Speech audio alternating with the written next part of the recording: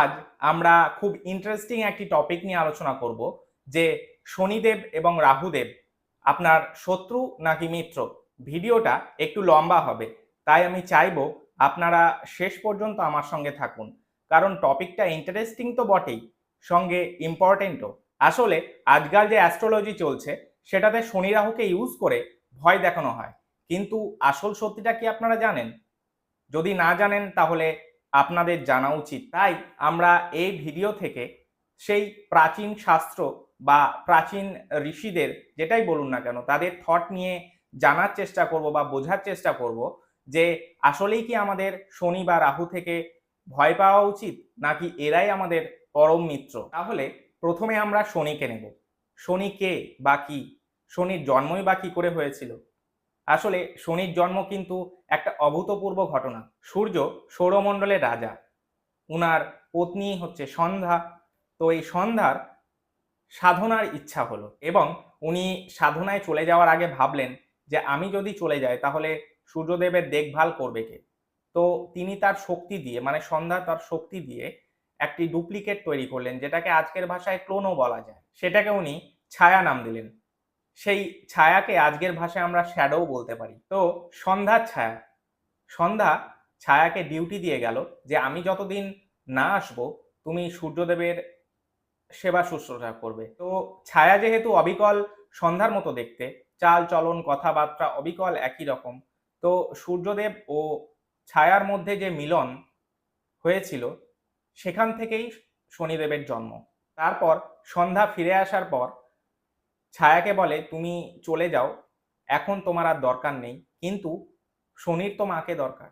যাই হোক, ডিটেলসে আর গেলাম না। তো সময়ের সাথে সাথে শনি বড় হলো এবং এত ভালো ভালো কোয়ালিটি তার মধ্যে আসলো যে ভগবান শিব তাকে সব থেকে বড় রেসপন্সিবিলিটি, যেটা মানব সমাজের কর্ম, মানে যাকে কর্মের দাতা বলা হয় এবং কর্মের ফল দুটোরই দেবতা তাকে বানালেন। তো শনিদেবকে কর্ম ও কর্মফলের দেবতা করা হলো।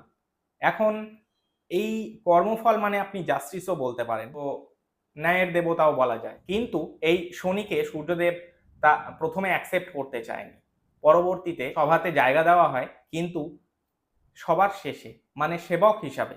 তো শনি এই সেবক হিসাবে যে প্রপোজালটা সেটা অ্যাকসেপ্ট করে নেয়, কারণ তার যে ভালো গুণগুলি, যেমন ধৈর্য, সহনশীলতা, ডিসিপ্লিন, বুদ্ধি, সেবাভাব এবং সবশেষে তাকে দেবতা স্ট্যাটাসও দেওয়া হয়। কিন্তু সেই হিস্ট্রিগুলোকে আমরা ভুলে গিয়ে তাকে শত্রুর স্ট্যাটাস দিয়ে রাখি, বা বলতে পারেন যে সেগুলোকে ওভারলুক করে আমরা শত্রু তাকে মানি। কারণ কর্মের ফল উনি দেন, সেটা ভালো করলে ভালো, আবার খারাপ করলে খারাপ। যাই হোক, যদি শনিকে আমরা সায়েন্সের নজরে দেখি তাহলে শনি হচ্ছে আপনার জীবনের ফ্রিকশন, আপনার জীবনের লিমিটেশন। তো এই শনিকে যদি আপনি বাদ দিয়ে চলেন তাহলে আপনার লাইফ ফ্রি ফ্লো হয়ে যাবে। যেমন গাড়ি চলছে, সেই গাড়িকে থামাতে গেলে ব্রেকের দরকার, তো এই ব্রেক হলো শনি। একবার ভাবুন তো, ব্রেক ছাড়া কি গাড়ি চালানো সম্ভব? তাহলে এই ব্রেকিং কোয়ালিটি আপনার লাইফে যে অ্যাটাচ হয়েছে, আপনার জীবনে এই ব্রেকিং কোয়ালিটি কত ভালো, কিন্তু শনির সঙ্গে কি অ্যাটাচ করা হলো? নাকি শনির সাড়ে সাথী, শনির ঢাইয়া। কতজনের মনে ভয় চলে আসে যে আমার সাড়ে সাথী শুরু হয়ে গেল, এই 7টা বছর এখন আমার খুব কষ্টপ্রদ হবে, কিন্তু তা নয়। এবার আমরা নক্ষত্রে আসি, মানে জুম করব যে শনির আসল কোয়ালিটি কি কি। শনির প্রথম নক্ষত্র হলো পুষ্যা। পুষ্যা যেটা চতুর্থ ভাবে থাকে। চতুর্থ ভাব আমাদের ইমোশনের ভাব, আমাদের মায়ের ভাব, আমাদের পুষ্টির ভাব। তো এই পুষ্যা নক্ষত্র আপনাকে পুষ্টি দেওয়ার কাজ করে। পুষ্টি আপনার জীবনে কতটা ভালো না খারাপ সেটা আপনিই বলুন। এটা সব থেকে ভালো ব্যাপার, কারণ এই যে ভাবনা, বা মানে যদি ভালো ভাবনা আপনার মধ্যে না যায়, যদি ভালো খাবার না যায়, তাহলে পুষ্টিটা বা যে ভালো ব্যাপারগুলো আপনার মধ্যে আসা উচিত সেগুলো কিন্তু আসবে না। তাই যে স্যাটার্ন মানে শনি এতটাই আপনার কাছে গুরুত্বপূর্ণ।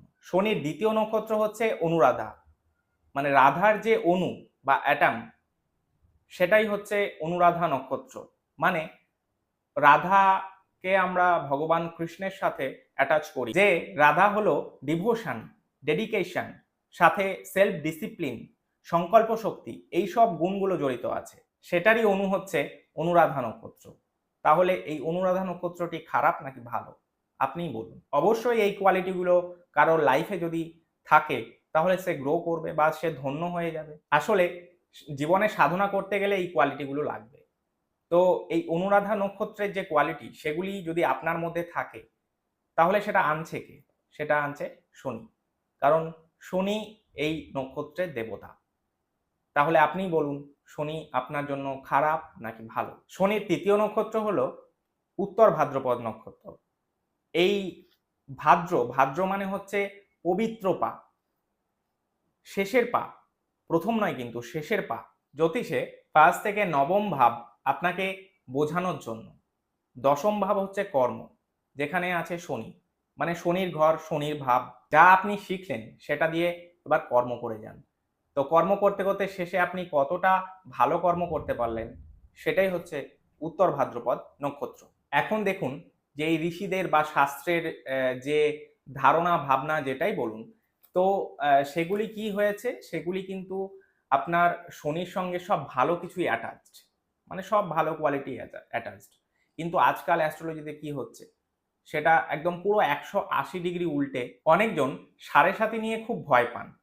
তো আজকে আলোচনাটা সেরেই নিই যে সাড়ে সাতি কি। সাড়ে সাতি হলো শনির সঙ্গে চন্দ্রের জুতি বা অ্যাটাচমেন্ট, মানে আপনার মনের সঙ্গে আপনার কর্ম এবং কর্মফলের যে অ্যাটাচমেন্ট সেটাই হচ্ছে সাড়ে সাতি। মানে জন্মের সময় আপনার চন্দ্র যে রাশিতে ছিল সেই রাশির আগের ঘরে যখন শনি গোচরে আসে তখন থেকে শুরু হয় সাড়ে সাতি। মানে চন্দ্রের যে ভাবটি তার আগের ঘরে যখন আসে সেটা হচ্ছে আপনার ২.৫ বছর। তারপরে আপনার যে চন্দ্রের ভাবে যখন আসলো শনি সেইটা ২.৫ বছর। আর তারপরে আপনার যে রাশিতে যাবে সেইটা ২.৫ বছর। এই টোটাল পিরিয়ডটা হচ্ছে আপনার সাড়ে সাতি বোঝায়। তো এই প্রথম যে ২.৫ বছর সেটাতে আপনাকে ওয়ার্নিং দেওয়া হচ্ছে যে উল্টোপাল্টা কাজকর্ম বন্ধ করো, নিয়ম বিরুদ্ধ কোনো কাজকর্ম করো না। এরকম একটা ওয়ার্নিং কিন্তু আপনাকে সেই ২.৫ বছরে দেওয়া হয়। কারণ সব কর্ম তোমার দেখা হচ্ছে একদম সিসি ক্যামেরার মতো, ভালো খারাপ দুটোই। এইরকম ওয়ার্নিং পেয়ে যদি আপনার বুদ্ধি খোলে, আপনি যদি শুধরে যান তাহলে সেটা কি ভালো নাকি খারাপ? আপনারাই সেটা বলুন। মানে আপনাকে ওয়ার্ন করা হচ্ছে শুধরে যাওয়ার জন্য। যাই হোক, এটা কি আপনার জন্য খারাপ হবে নাকি আপনি জীবনের একটি সঠিক দিশা পাবেন? দ্বিতীয় যে ২.৫ বছর সেটা আপনার শনি আপনার চন্দ্রের ঘরেই আসছে, মানে আপনার মনের সঙ্গে শনি কিন্তু অ্যাটাচ হয়ে যাচ্ছে। তো শনির যে গুণগুলি এতক্ষণ আপনি শুনলেন সেগুলো আপনার মধ্যে চলে আসছে।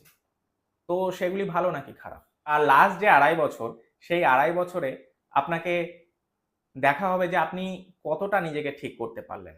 আপনি কি ইমপ্রুভ করলেন? অ্যাকচুয়ালি কতটা ইমপ্রুভ করলেন?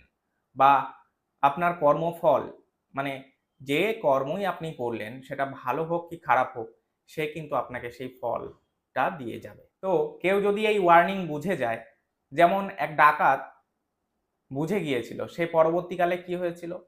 ঋষি বাল্মীকি হয়েছিল। আপনার চারপাশে দেখুন এরকম উদাহরণ অনেক পাবেন।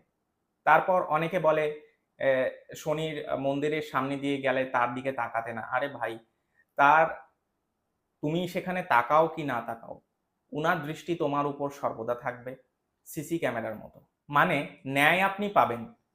তো সেখানে তাকানো বা না তাকানোতে কি যায় আসে? আপনার একটা কর্ম বিনা ফলে যাবে না। সমস্ত কর্মের ফল আপনি পেয়ে যাবেন। আচ্ছা, আজ এতটাই থাক। ভিডিওটা লম্বা হয়ে যাচ্ছে। পরের দিন আমি রাহুদেব নিয়ে আলোচনা করব। নমস্কার।